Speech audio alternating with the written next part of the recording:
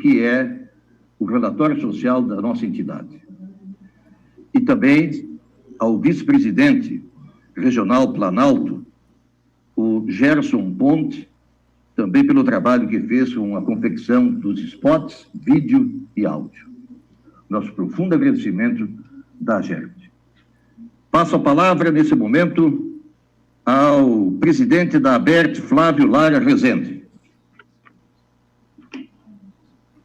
O microfone está desligado, presidente. O seu microfone está desligado.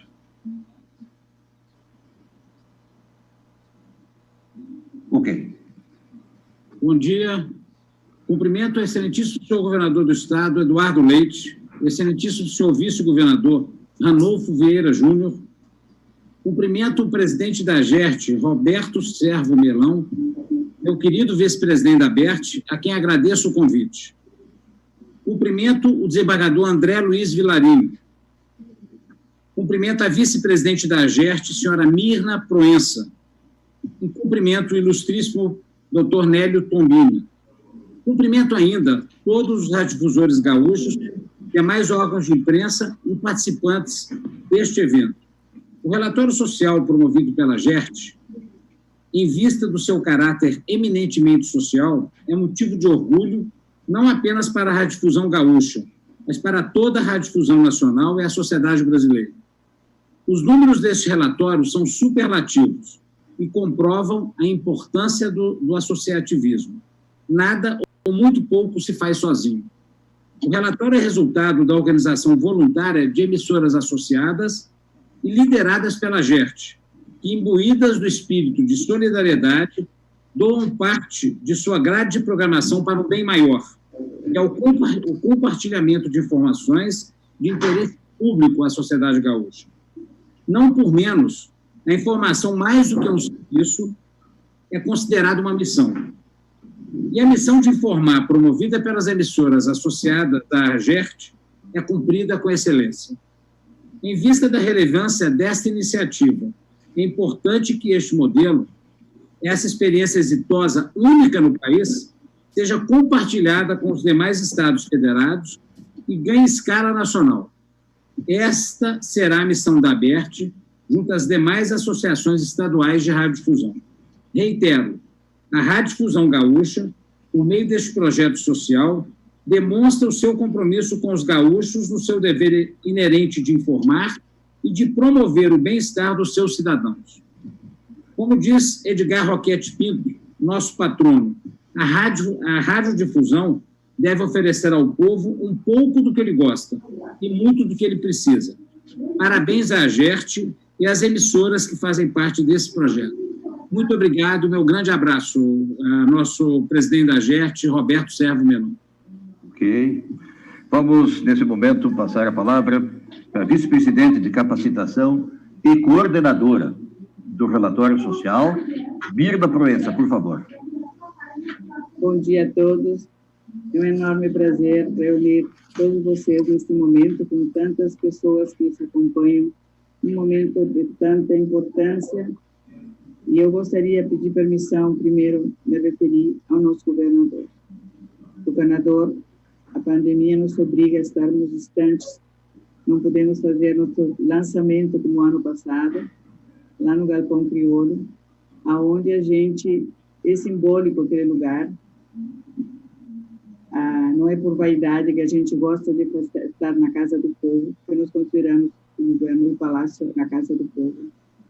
Nesse lugar, o povo gaúcho mostrou a importância do que é a radiodifusão, o que é importância respeitar as leis e a Constituição da República.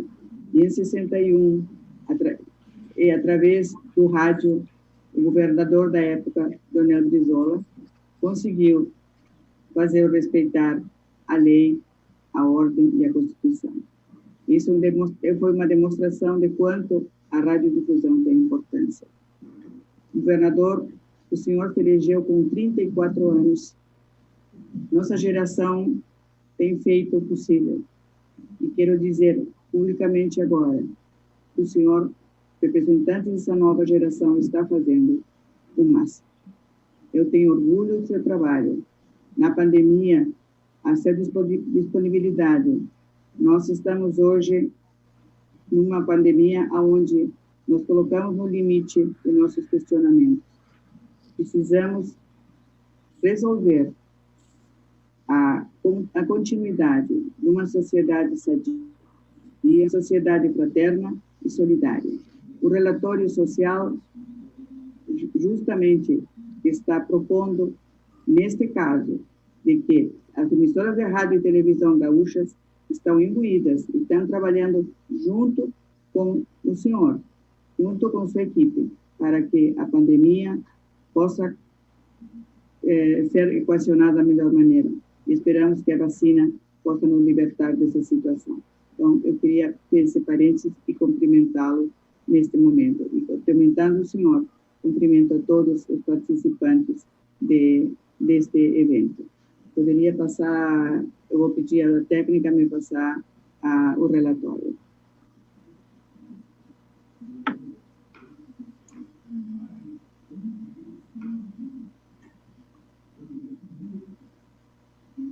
Pode passar, Catarina.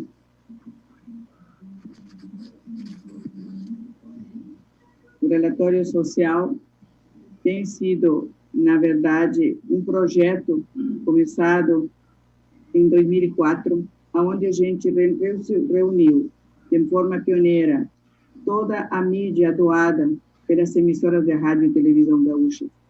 Foi uma possibilidade da gente sistematizar aquilo que a gente faz no dia a dia. Trabalhar com as comunidades, mediar os anseios de cada comunidade e mostrar que a gente pode tornar a sociedade mais solidária e mais compenetrada. Este ano, nós conseguimos fazer um tema que é sobre violência e nosso mote foi o silêncio precisa acabar. E por que o silêncio precisa acabar?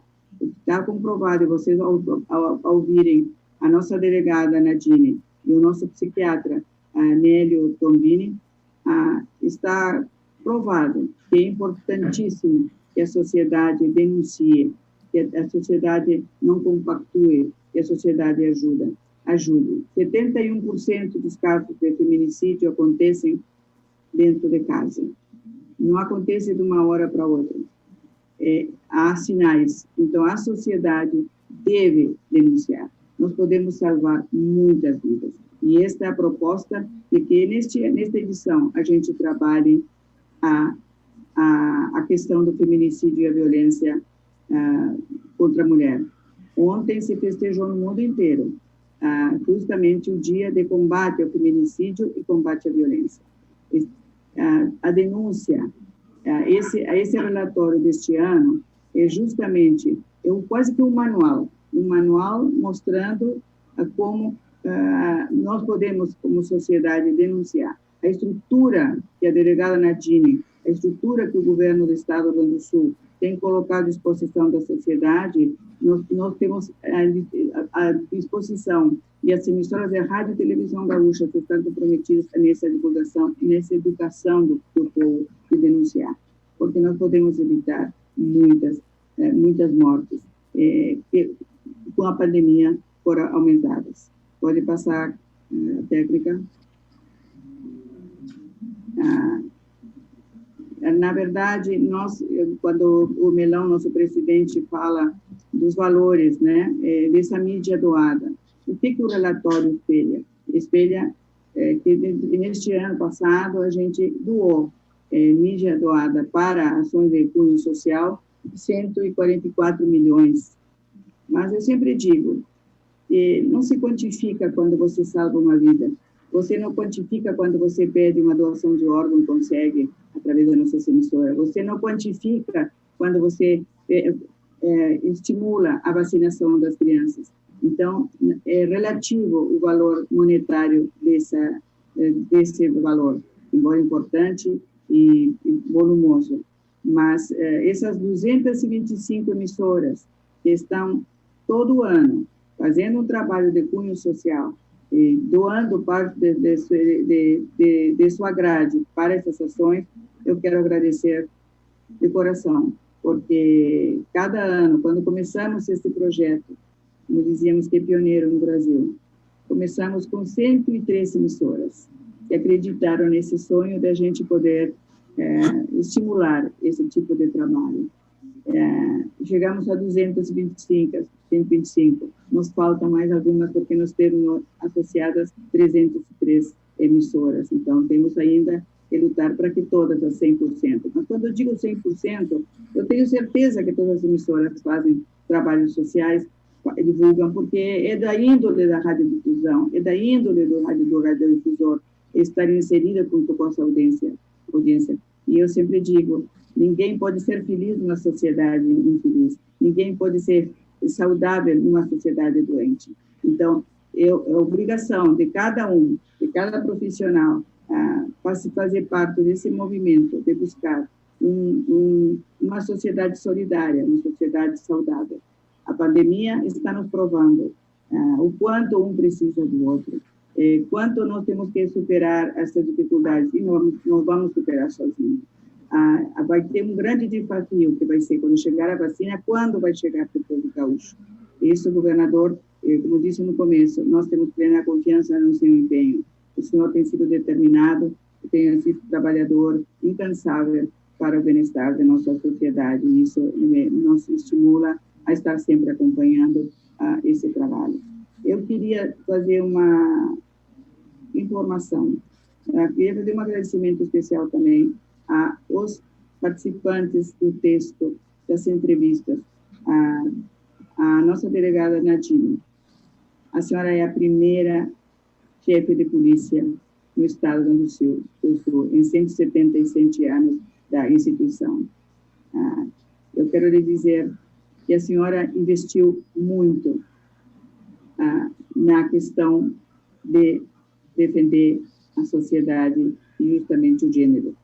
As mulheres, com a delegada Tatiana, criar a Sala das Margaridas, parece uma coisa simples, mas a Sala da Margarida, vocês vão ler no relatório, emocionante, como se pode acolher a pessoa que passa por violência sexual. A pessoa que passa por violência precisa ser atendido e ser capacitada a pessoa quando aborda na delegacia de polícia. Eu digo, hoje é um dia muito importante para mim como profissional. O primeiro contato que eu tive traumático foi com uma moça que veio na rádio, muitos anos atrás, falar comigo e dizer que ela tinha sofrido um estupro múltiplo e tinha que ir na delegacia mais de uma vez para detalhar o problema e o que tinha acontecido. Eu fiquei extremamente traumatizada com esse evento, acompanhei, lógico, e os profissionais da época não estavam treinados para atender um momento tão complicado. E hoje, eu quero pedir permissão a vocês, eu acho que trazendo esse relatório social, com essa qualidade do doutor Tombini, da delegada Nadir, da delegada Tatiana, e na frente do nosso governador, o nosso vice-governador, que conhece bem, não conhece a polícia como poucos. Eu estou prestando um pouco de contas à menina de 16 anos que sofreu esse abalo tremendo, e hoje eu me sinto mais satisfeita, porque eu acho que, olhando para trás, evoluímos muito, a nossa sociedade evoluiu muito. Naquele momento não tinha apoio. E hoje eu tenho certeza que tanto a instituição governamental como nós, como sociedade, estamos vendo com outro olhar esse problema que não é do Estado, o problema de cada um de nós, de todos. Não é da difusão, não, é de todos.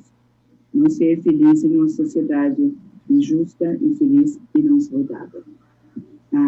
Eu gostaria de dizer, pedir, conclamar, esse relatório é quase um manual para que as emissoras de rádio possam repercutir, trabalhar nas suas comunidades, com os delegados de polícia, o promotor público, com a magistratura, com todas as entidades que atendem, que têm a ver com a violência contra a mulher. que trabalhem, que vejam que é importantíssimo a denúncia. A denúncia pode salvar vidas, por isso que o silêncio precisa acabar. Eu tenho certeza, Melão, que nós na GERT fizemos um trabalho consistente. Eu queria agradecer a cada um dos radiodifusores que participaram desta edição. Foi uma edição, para mim, paradigmática. Uma edição que enobrece nossa classe. Uma edição que é o começo para a gente fazer uma grande revolução comportamental. Porque, como disse o doutor Tombini, o homicida é uma pessoa doente.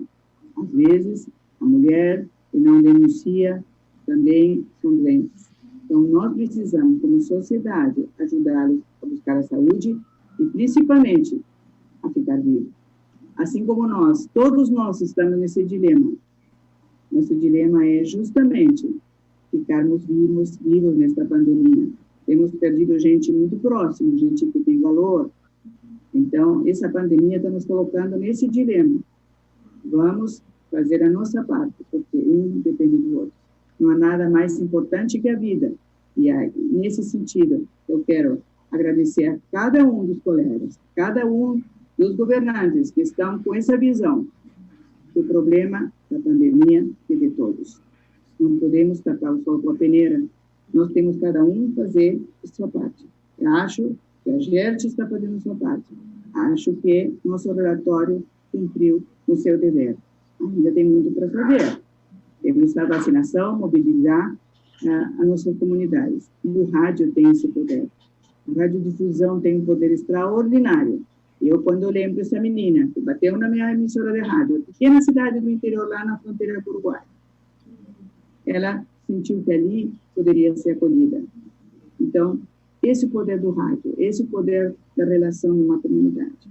Então, eu quero agradecer, encerramos da minha parte, a todos os que se dedicaram, fizeram esse trabalho acontecer. E eu quero dizer a todos os leitores que vocês vão encontrar nessa edição uma informação relevante, uma informação que vai fazer a diferença. E eu espero que o silêncio acabe. Nós podemos salvar vidas. Obrigado a todos vocês. Eu sou uma imigrante que me sinto satisfeita, eu me sinto feliz de estar neste país, adotei esse país como meu. Eu que vim do Uruguai, nasci de um país pequeno, mas aprendi na minha formação da importância da solidariedade, a importância da justiça social. Nós somos privilegiados, cada um dos que estão ouvindo, cada um dos que estão aqui, somos privilegiados pela vida, porque podemos ter escolhas, podemos estudar. Então, nós temos obrigação de retornar à nossa sociedade o máximo que nós podemos fazer. Então, encerrando a minha parte, obrigado a todos, obrigado, governador. Sei que você vai se encontrar com o presidente do Uruguai daqui a pouco, que também estamos com problemas da pandemia, que um problema não é só do nosso, é do mundo inteiro. Eu quero que você siga com esse objetivo firme, e eu admiro, com sua idade, com sua geração, poder fazer esse trabalho que você vem tendo feito. Então, a todos, muito obrigado, e vamos não silenciar, vamos falar, porque podemos salvar muitas vidas. Obrigada. Ok, vamos em frente com, nesse momento, a doutora Nadine Anflor, chefe de polícia. Bom dia, tenha bondade. Bom dia a todos. Uma saudação especial ao excelentíssimo senhor governador, doutor Eduardo Leite, nosso vice-governador também, delegado Ranolfo, que com maestria ambos nos conduzem aqui dentro da segurança pública. Uma saudação que eu sei que nos acompanha, de maneira muito especial ao presidente da ABERT, Flávio Rezende, ao meu querido amigo presidente da GERT, Roberto Melão, e permitam-me aqui saudar a vice-presidente, a Mirna, que é uma mulher guerreira que nos representa dentro da GERT, e desde já, saudando as demais autoridades já mencionadas, dizer como é bom ter a Mirna dentro da GERT com esse olhar. Acho que esse relatório social deste ano, e principalmente o nome, o silêncio precisa acabar, é justamente que traduz esse momento no ano de 2020, quando a gente analisa ainda os inúmeros casos de feminicídio e de violência contra a mulher. Eu tenho o maior orgulho de dizer que estou aqui tentando representar todas as mulheres da segurança pública neste cargo que me foi confiado pelo governador Eduardo Leite, pelo vice-governador delegado Ranolfo, e não poderia, chegando aqui na chefia de polícia, deixar de trazer essa bandeira, a qual por 7 anos tive o contato direto no balcão de uma delegacia, e sei o quanto é importante o acolhimento, esse primeiro, o receber a mulher vítima de violência e fazer diferença na vida dela para que ela efetivamente se sinta segura em romper o silêncio e romper aquele ciclo de violência.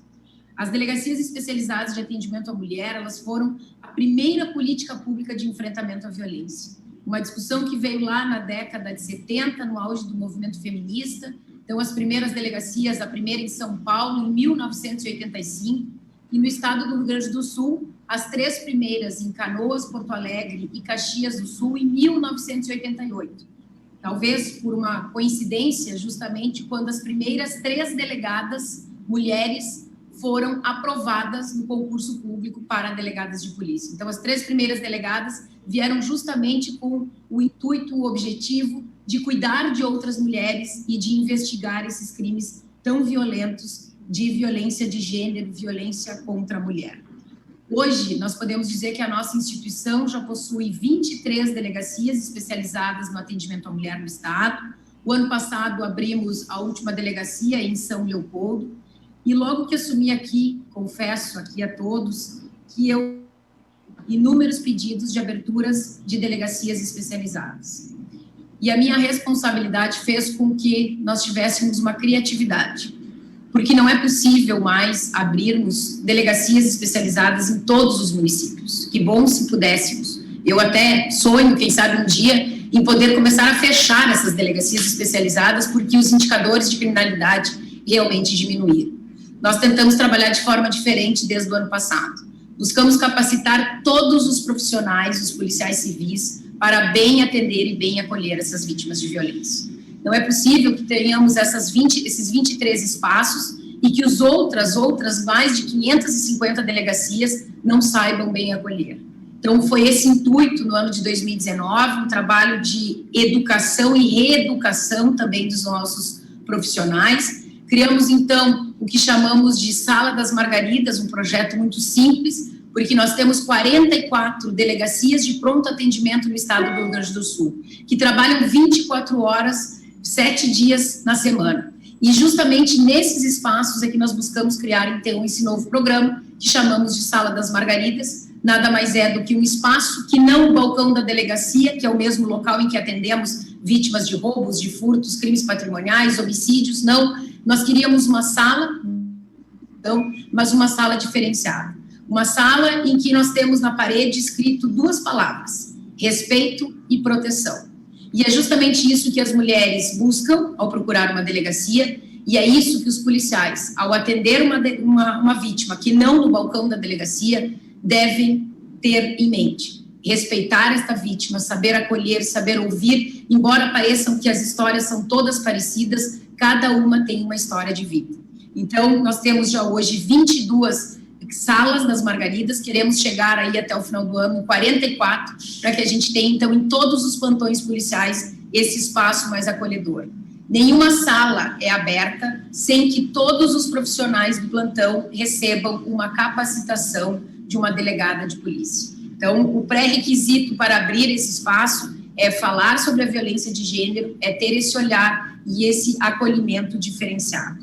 Obviamente que não são somente as delegacias e o trabalho da Polícia Civil que consegue romper com essa triste realidade. Nós temos que ter um trabalho em rede, nós precisamos de todos os outros atores da Justiça Criminal, nós temos uma parceria muito grande com a própria Brigada Militar, e me lembro que quando eu estava como coordenadora das DEANs e também convidada pelo delegado Ranolfo, que era chefe de polícia, nós construímos em conjunto com a Brigada Militar a necessidade de lá também ter um espaço de acolhimento a essas mulheres. E aí me sinto um pouco madrinha das patrulhas Maria da Penha, porque consegui, juntamente com uma coronel, que na época estava na Brigada Militar, criar, então, aquelas patrulhas, justamente com o objetivo de fiscalizar as medidas protetivas de urgência, de dar um apoio mais específico para essas mulheres depois que elas passavam numa delegacia e solicitavam, faziam o registro de ocorrência e solicitavam as medidas de proteção. Infelizmente, nós tivemos no ano passado 97 mulheres vítimas de feminicídio no estado do Rio Grande do Sul. O que nós observamos? Que mais de 70% dessas mulheres vítimas deste crime maior sequer tinham procurado uma delegacia de polícia. Nunca tinham registrado uma ocorrência policial. 96% delas não tinham medida protetiva de urgência. O que isso significa? Exatamente o que a Mirna comentou. O silêncio precisa acabar. Nós temos dificuldades ainda, nós sabemos que nós temos dificuldades nas nossas redes de atendimento, que muitas vezes, infelizmente, são redes de pessoas, e isso nós temos que trabalhar para melhorar cada vez mais. Não pode ser a Nadine, a Tatiana, enfim, as pessoas estarem nos centros de referência. Nós precisamos que os organismos, que as instituições trabalhem independentemente de quem esteja lá. Mas nós temos em números concretos, e aqui até saliento, uma reestruturação do Observatório da Violência de Gênero dentro da Secretaria de Segurança Pública, fomentado pelo delegado Ranolfo, que todas as mortes de feminicídio hoje são analisadas pela nossa divisão, que coordena todas as delegacias especializadas de atendimento à mulher. Hoje nós fizemos a análise de caso a caso, de quem é essa mulher, e esse observatório dentro da Secretaria é que compila todos esses dados. Então, se nós temos 97 mulheres mortas no ano de 2019, infelizmente, no ano de 2020, nós já temos 70 mulheres mortas vítimas de feminicídio. Nós temos uma previsão de, pelo menos, terminar o ano com menos mortes, mas ainda são muitas mulheres que morrem dentro de casa, em silêncio e muitas vezes sem apoio. As nossas delegacias estão preparadas, as nossas delegacias possuem também uma integração com as psicólogas, algumas já têm grupos reflexivos também trabalhando com homens, porque quando se fala em violência contra a mulher, nós não podemos ter políticas públicas apenas para elas. Nós temos que pensar que nós temos homens emocionalmente doentes e que também precisam de ajuda, porque dessas 97 que morreram no ano passado, 20 homens cometeram o suicídio imediatamente ao feminicídio. Então, é um alerta que a GERT faz, cumprimento pela iniciativa. Tratar de violência contra a mulher e de feminicídio é algo que não depende somente das forças de segurança. Nós precisamos efetivamente da ajuda, da divulgação das boas práticas e não somente do caso do feminicídio em si. Eu sempre digo que eu tenho muito medo, às vezes, de divulgar somente o feminicídio. Nós temos que divulgar e estimular as boas práticas, os locais em que as mulheres podem e precisam pedir ajuda, mostrar que mulheres podem estar em qualquer lugar e são capazes de romper esse ciclo da violência. Então, parabéns, presidente Melão, parabéns, Mirna, pela iniciativa, parabéns a que me permitam também a Camejo, que eu sei que fez toda a organização do relatório. Muito obrigada. Bem lembrado, realmente estou adendo, melhor me permite, realmente, Nadine, a Camejo, o Cláudio, que foi um jornalista espetacular, quando vocês lerem o relatório, vão ver que importância tem saber entrevistar.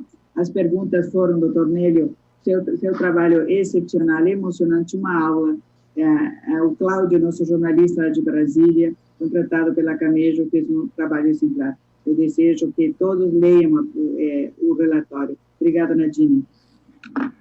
Perfeito. Vamos agora ouvir o doutor Nélio Tombini, especialista em psiquiatria. Por favor, tenha bondade, doutor. Bom dia. Obrigado pelo convite, a GERT, o Cláudio Lovato, né, que na verdade foi a pessoa que me buscou, né, nós sem nos conhecermos pessoalmente, acabamos trocando essas informações. Eu quero cumprimentar também o governador, Eduardo Leite, né, a quem nos orgulha no Rio Grande do Sul, né, temos um governador que nos orgulha em momentos de tantas confusões políticas pelo Brasil fora, o Ranolfo também, que eu já o conheço rapidamente, o Melão, Mirna, o Nadine, vamos lá.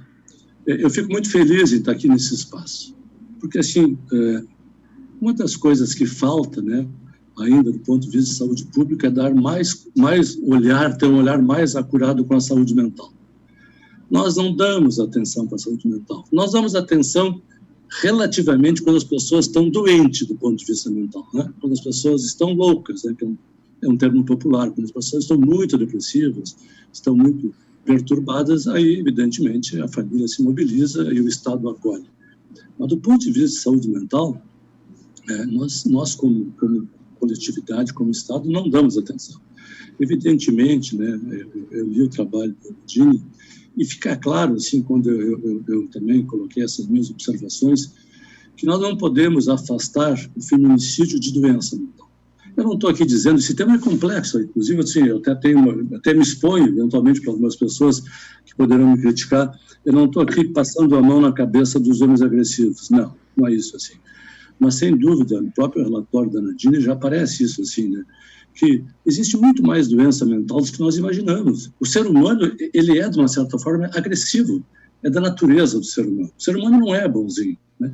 Por isso que é importante, né, a gente ter o cuidado de não brigar no trânsito. Daqui a pouco podemos pegar alguém no trânsito que a gente não conhece, muito enlouquecido, e ser agressivo até nos matar. Acho que a história de desarmamento, nesse sentido, também foi boa. A gente se encontrar, eventualmente, com uma pessoa muito atrapalhada na rua e nos dar um tiro por causa de uma discussão banal.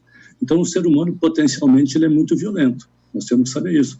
Se ele bebe, e vocês sabem que, do ponto de vista de saúde pública, a pior droga que tem é o álcool. Não é maconha, não é cocaína, não é crack, é álcool. Porque pega uma população muito grande e o álcool passa batido na população como se fosse algo, assim, bem administrado. Muito difícil, né, assim, as pessoas se perceberem dependentes do álcool. É muito difícil. Só quem mora com uma pessoa que bebe sabe o quanto é nociva para aquela família.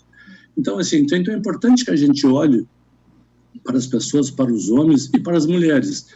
Porque eu, quando estava pensando e conversei com o Cláudio sobre esse tema, né, eu acho importante, né, assim, nós colocarmos luzes também sobre as mulheres. Eu acho que as mulheres precisam mais ajuda, né, porque elas é que acabam, às vezes, ficando presas, né, a esses homens muito doentes. Assim. O que eu quero dizer homem doente? Esses homens que acabam sendo agressivos e abusivos com as mulheres e que chegam ao feminicídio, eles têm um viés de funcionamento, às vezes, assim, que se percebe para alguém que tem intimidade com a vida emocional. Às vezes são homens muito controladores, eles se oferecem para as mulheres como os redentores, eles vão cuidar da vida delas, vão oferecer tudo. Então, assim, eles as seduzem e trazem para esse covil, né, para esse covil da doença, e elas ficam aprisionadas. Tu não precisa trabalhar, vou cuidar de ti. Muitas vezes tiram elas, inclusive, dos seus vínculos. Não, te afasta da tua família, vou tomar conta de ti. E aí elas ficam envolvidas com uma fantasia que encontraram o pai ou a mãe ideal. Todos nós, assim, quando temos alguns vazios da vida, quando nós crescemos, às vezes, em famílias que não são muito saudáveis, nós crescemos com vazios e sempre temos uma fantasia. O ser humano é muito mobilizado por fantasias, pelo seu imaginário, de encontrar um pai e uma mãe que se perdeu lá na infância, ou que não teve. Então, é muito fácil cair na mão de uma pessoa que nos seduza, principalmente as mulheres, que encontrou o pai e a mãe ideal que vai cuidar dela. Muitas vezes, por trás disso, tem um aprisionamento assim, né, psicológico, moral, físico. Então, eu acho fundamental, sim, que as autoridades públicas deem atenção para as mulheres. As mulheres precisam, e eu já ouvi a Nadine falar, precisam ter um espaço para que falem sobre isso. Me ocorre uma ideia assim, que eu acho que é relativamente simples, e eu desenvolvi um trabalho na Santa Casa de Porto Alegre durante muitos anos, fazendo psicoterapia de grupo com pacientes do SUS. O que é psicoterapia? Oferecendo para esses pacientes do SUS, que iam à Santa Casa, pessoas fisicamente comprometidas, mentalmente comprometidas, economicamente comprometidas, socialmente comprometidas. Então, imagina uma pessoa com comprometimento total. E essas pessoas participando desses grupos, onde a gente oferecia reflexões para elas, elas tinham um crescimento na vida delas. Elas ficavam muito mais saudáveis. Então, assim, né, com essa experiência na Santa Casa, a gente observava, sim, se a gente oferece, se a gente empresta para essas pessoas algumas reflexões, alguns entendimentos, ela se põe mais luz na vida delas, né? Se põe mais luz. Então, eu acho que um caminho importante para isso, sim, é ter grupos de acolhimento, né, de mulheres que são abusadas, e que elas possam pensar e entender. Porque, assim, todos nós que estamos aqui hoje, todos nós, temos conflitos. Eu tenho meus conflitos, eu sempre digo, ó, psicólogo e psiquiatra não tem um carimbo de saúde mental, não. A minha vida foi difícil, eu tenho dificuldades, passei por dificuldades. Minha vida é trabalhosa, o que eu tenho, talvez, Mirna, de diferente, eu sou mais atento. Quando eu fico preso no que eu chamo de armadilhas emocionais, eu rapidamente consigo me soltar, não ficar, né, ficar aprisionado naquilo, sofrendo, fazendo as pessoas sofrer. Então, todos nós temos conflitos. E tem pessoas que têm conflitos muito maiores, pessoas pobres que não tiveram cultura, dificuldades habitacionais, dificuldades econômicas, assim, abusos físicos na família, abusos sexuais, são pessoas que estão muito doentes. E essas senhoras, essas moças, elas precisam do acolhimento, inclusive para perceberem com quem elas estão se acompanhando. O que faz uma psicoterapia? O que faz eu, como psicoterapeuta? É botar luz na vida das pessoas, botar as pessoas a falar, assim, precisamos falar. A palavra, ela é redentora, porque se a gente fala, a gente faz uma catarse e alguém que nos ouve, se faz uma devolução, nos ajuda muito. Então, sim, temos que ter um espaço para oferecer para as pessoas, para essas mulheres, que elas possam identificar com quem elas estão se acompanhando. As pessoas dão sinal, o ser humano dá sinal de quem ele é, de como ele funciona, do que ele pensa. Às vezes, o nosso radar não está aparelhado para perceber isso. Então, quando a gente faz esses acolhimentos, esses grupos, né, de psicoterapia, de apoio, é oferecer uma lupa para essas mulheres perceberem com quem elas estão se acompanhando. Porque assim, essas relações sempre são relações assim, muito complexas. Né? Eu acho que uma das razões que eu me preocupo muito mais com as mulheres do que com os homens, porque os homens, às vezes, eles não se dão conta que são doentes, né? Eles têm um padrão de funcionamento e aí sim, quando a lei vai para cima deles, talvez eles se preocupem mais.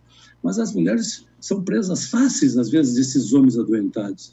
Então, assim, se as mulheres conseguirem entender um pouco do funcionamento delas, porque algo que eu percebo no meu trabalho, assim, né, pela vida fora, eu já trabalho bastante, que muitas vezes uma mulher tem uma fantasia de mudar um homem.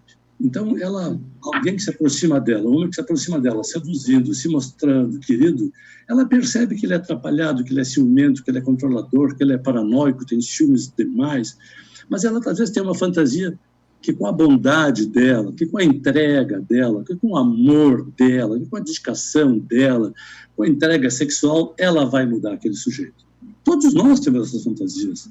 Então, às vezes, a gente se liga a pessoas muito atrapalhadas com a fantasia que nós, com a nossa bondade, né, com a nossa capacidade efetiva, vamos mudar. E a gente não muda ninguém. A gente não muda. Nós, como terapeutas, temos dificuldades, às vezes, de ajudar as pessoas a mudarem quando as pessoas querem mudar, quando as pessoas nos procuram para mudar. Imagina uma pessoa que nem se dá conta de estar atrapalhada. Então, se a gente consegue botar luz, né, em tudo isso, sim, seguramente nós vamos diminuir os riscos de agressão, porque assim, é evidente que isso tem uma história, né? Essas agressões dos homens com as mulheres, ela não se dá em uma semana, é uma coisa construída por um certo tempo, né? E por que essas mulheres, assim, como a Nadine falou, elas não vão buscar ajuda? Por que elas não falam para os seus familiares? Por que elas não falam? Claro que tem componentes psicológicos embutidos nisso, tipo assim, se eu contar, eu estou me revelando uma fracassada, às vezes é uma fantasia, vou me revelar uma fracassada diante da minha família, o que a minha família vai achar de mim, que tipo de mulher que eu sou? Então ela fica sozinha com medo de abrir esses seus conflitos, porque já está submetida, já está abatida, já está sofrida, e às vezes se vai falar para alguém, o perigo que essa pessoa que vai acolhê-la vai dizer, viu, eu te falei, tu é burra, olha como tu é doente, tu não presta, sei lá o quê, né? Cabedal, às vezes, assim, de críticas que a pessoa não fala. Então, assim, claro que nós temos que trazer esta mulher para mais próximo do Estado, no sentido de acolher onde ela possa falar. Eu acho, assim, que essas experiências de grupo, eu acho que tem de melhor. Por exemplo, os AAs, Alcoolistas Anônimos, eles trabalham muito melhor que nós, psiquiatras, para recuperar os pacientes com dependência de álcool. Narcóticos Anônimos. Então, também tem grupos anônimos de acolhimentos a mulheres abusadas, onde elas possam passar lá e conversar, fazer uma terapia. O nome é uma terapia. Nós estamos fazendo uma terapia aqui, de uma certa forma. As pessoas que estão nos ouvindo, né, Melão? Isso é uma terapia. Governador, as pessoas estão nos ouvindo, estamos aproveitando. Isso é uma terapia. Então, quando a gente conversa com alguém, quando a gente se oferece, uma pessoa sabe nos escutar, isso abre um espaço de entendimento. Então, sim, como disse a Nadine, assim, que precisa do engajamento da sociedade, sim, precisa do engajamento da sociedade. Precisamos botar luz sobre a vida mental, sobre a saúde mental. As instituições, em geral, as instituições privadas, dão pouca atenção à saúde mental. As pessoas, né, não olham para isso, porque nem existe demanda, né? Vocês não observam chegar no serviço, um companheiro, um amigo, dizer assim, hoje eu estou muito deprimido. A pessoa não diz isso, a pessoa fica com vergonha. Hoje eu vim da minha casa, lá meu namorado me empurrou. A pessoa não diz isso, fica com vergonha. Agora, se a pessoa chegar, né, governador, com uma cólica renal, ela vai dizer, pessoal, minha noite foi terrível, todo mundo vai chegar em volta dela, vai dar dica, tomar chá. Ninguém fala dos seus sofrimentos mentais, emocionais.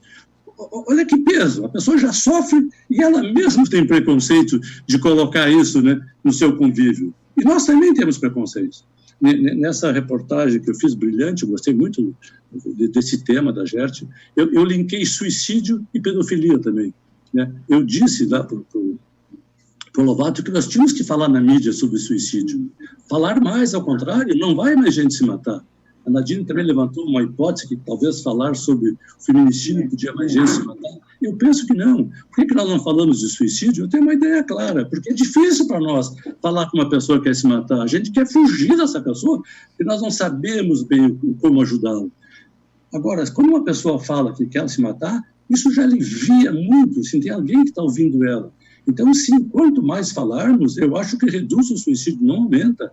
Acho que a mídia pode falar, sim, tem que falar, pode acompanhar, pode fazer lives, pode fazer gravações, e que o feminicídio é a mesma coisa.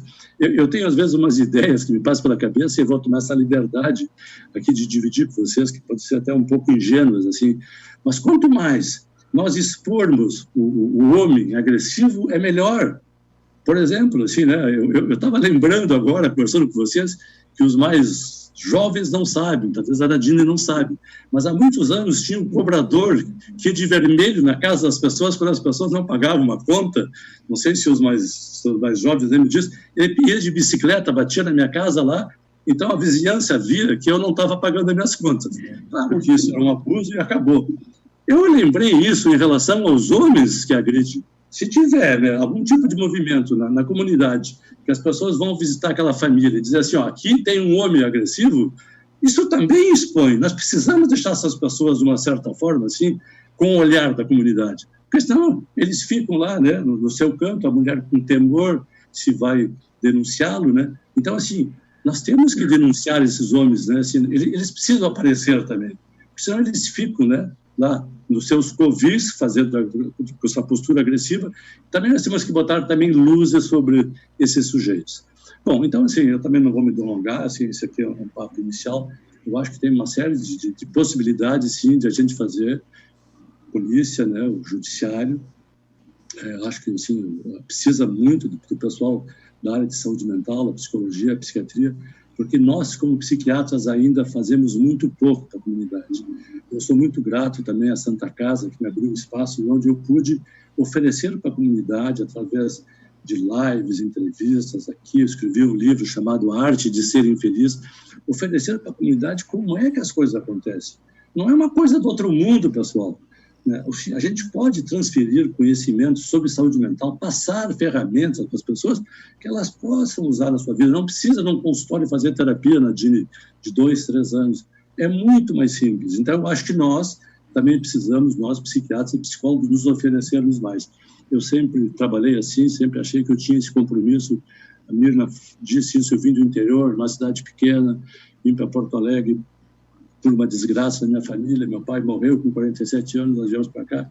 Eu acabei fazendo medicina e eu me sinto muito honrado e muito feliz em poder estar com as pessoas mais necessitadas. Então, agradeço mais uma vez o convite e acho que é isso que eu queria colocar para início de conversa. Ok, Nélio Tombini, muito obrigado, um abraço. Participação do governador do Estado do Rio Grande do Sul, Eduardo Leite. Eu, antes de passar a palavra, governador, quero agradecer o governador pela forma que sempre tem recebido nossa entidade. Saiba, governador, que a GERT é grata ao seu governo. Conte sempre com a GERT. Tenha bondade, governador. Obrigado, meu caro amigo Melão. É uma alegria poder estar com vocês. Eu não posso iniciar sem antes lamentar que a gente não possa estar fazendo esse encontro presencialmente, mais uma vez aqui no Palácio Piratini, como fizemos no ano passado. Infelizmente, os tempos atuais que nós estamos vivendo nos impedem de estar mais próximos, mas ainda assim, que bom encontrá-los virtualmente aqui, dentro deste relatório social da AGERT. Quero saudar o nosso vice-governador, o delegado Ranolfo, que é secretário de Segurança Pública, é uma super importante, a melhor atenção da nossa equipe da Segurança Pública, o Ranolfo, diretamente, toda a sua equipe. Saudar o presidente do Tribunal Regional Eleitoral, o desembargador André Vilarinho, saudar o representante da ABERT, o presidente Flávio Lara Rezende, o diretor-geral, Cristiano, a nossa chefe de polícia, a delegada Nadine Flor, a coordenadora-geral do Relatório Social 2020 da AGERT, a Mirna Proença, e agradecer as generosíssimas palavras aqui do mim. Muito obrigado, Mirna. Parabéns pelo seu trabalho. Saudar o médico especialista em psiquiatria da Santa Casa de Porto Alegre, o Dr. Nélio Tongini, agradecer as palavras e cumprimentá-lo pela abordagem aqui que fiz, que deixa muito clara a importância desse tema, a relevância que tem. E a todos os presidentes, dirigentes, jornalistas, colaboradores das emissoras gaúchas de rádio e televisão que nos acompanham virtualmente, aos representantes da imprensa, a todos os amigos que estão nos acompanhando. Já estou aqui com o relatório aqui nas minhas mãos, né? Já tive a oportunidade de fazer a análise de alguns dos dados, das informações que são aqui trazidas. Queria, antes de mais nada, ressaltar que as emissoras de rádio e televisão do Rio Grande do Sul já cumprem uma função social relevante na própria atividade fim que tem, né? Informar, integrar a nossa sociedade e assim também fortalecer a nossa identidade regional, a nossa identidade e a nossa cultura como povo gaúcho, e por isso já são absolutamente relevantes para o nosso Estado, e fazem isso com muito cuidado, com muita atenção, com muita dedicação.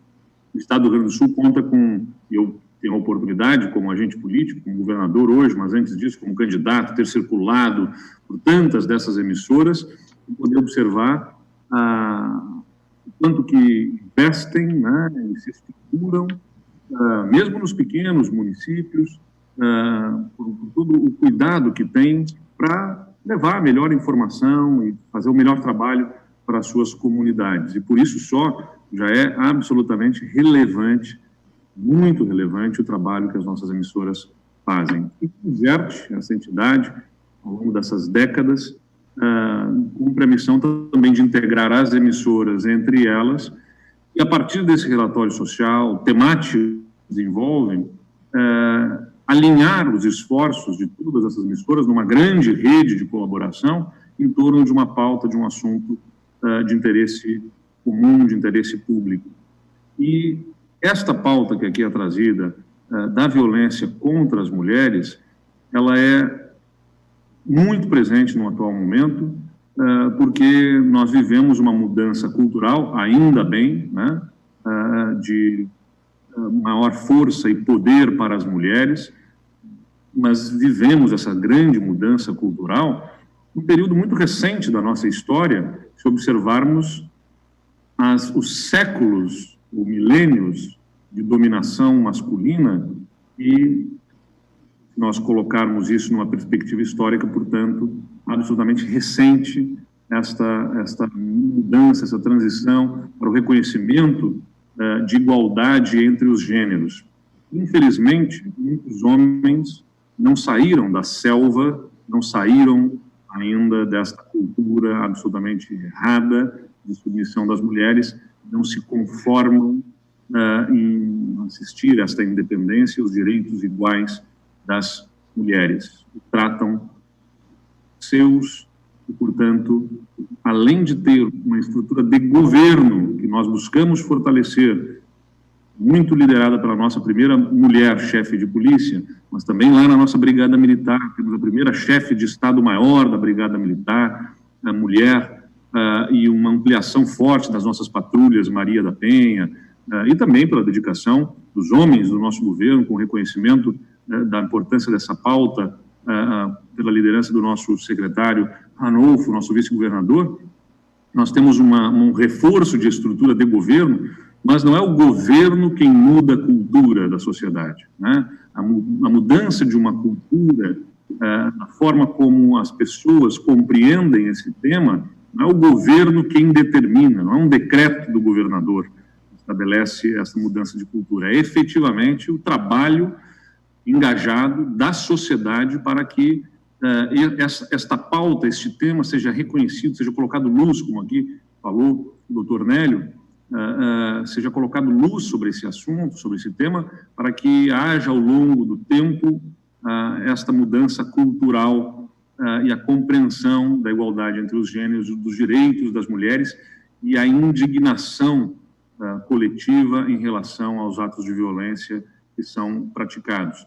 A repressão a este tipo é importante do ponto de vista pedagógico, mas o que nós precisamos efetivamente é mudar a forma como as pessoas entendem, né, a igualdade entre gêneros. E para isso, os nossos meios de comunicação são fundamentais. São eles os grandes responsáveis por difundirem a cultura da sociedade que nós queremos construir e que nós devemos construir. É evidente que nós temos, a partir das escolas, um grande instrumento e trabalhamos, né, na educação. Por isso, a educação é muito mais do que mera formadora de conhecimento formal, técnico, né, do que ensinar a ler, escrever e fazer contas. É também muito isso, e é importante que seja na formação do nosso capital humano, do ponto de vista técnico, para produzir, para gerar riqueza, mas é também um instrumento de formação das consciências e da formação de uma sociedade mais justa, igualitária, a partir da compreensão desta igualdade, não apenas entre gêneros, mas o respeito à diversidade do nosso povo. Nós estamos aí diante de um momento em que, especialmente também, dá foco ao respeito à diversidade racial, né, ao combate ao racismo, falar aqui do respeito à diversidade religiosa, à diversidade de orientação sexual e tantas outras diversidades que formam a beleza do povo que nós temos, entre elas também a igualdade entre gêneros. Mas isso, quem faz, não é o governo sozinho. A formação dessa cultura vem desde as escolas, mas passa também pelos nossos meios de comunicação, fundamentalmente, porque são eles que dia a dia estabelecem essa relação com a sociedade. Eu sempre digo, quando dou alguma entrevista, né, a alguma rádio, alguma televisão, agradeço os espaços que me são destinados, porque eu gostaria de poder conversar individualmente com cada um dos gaúchos. Evidentemente que isso é impossível, né? São 11 milhões e meio de gaúchos e gaúchas. Então, são esses veículos de comunicação que me permitem, através das ondas de rádio e TV, levar a nossa mensagem, né? E que bom que a gente tem meios de comunicação, emissoras comprometidos em levar a mensagem da sociedade que nós queremos construir a partir desse trabalho, deste relatório social, que neste ano enfrenta um tema sensível e necessário, que é a violência contra a mulher. Contem conosco, nós também contamos com vocês nesse grande trabalho na formação de um mundo mais justo e melhor para todos os gaúchos e gaúchas. Um grande abraço a todos. Está no mudo. Essa é a frase que a gente mais ouviu neste ano, está no mudo, abre a câmera, o sinal está cortando, é a coisa que a gente mais... São as frases mais famosas do ano, né? Então tem que tirar do mudo aí, presidente Melão. Tá no mudo ainda ali, estou vendo que está no mudo ainda. Ok, é verdade. É verdade. Desculpe.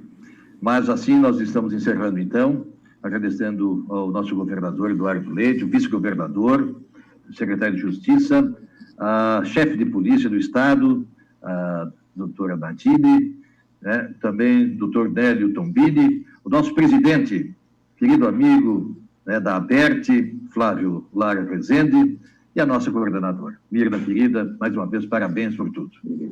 Muito obrigado e vamos em frente.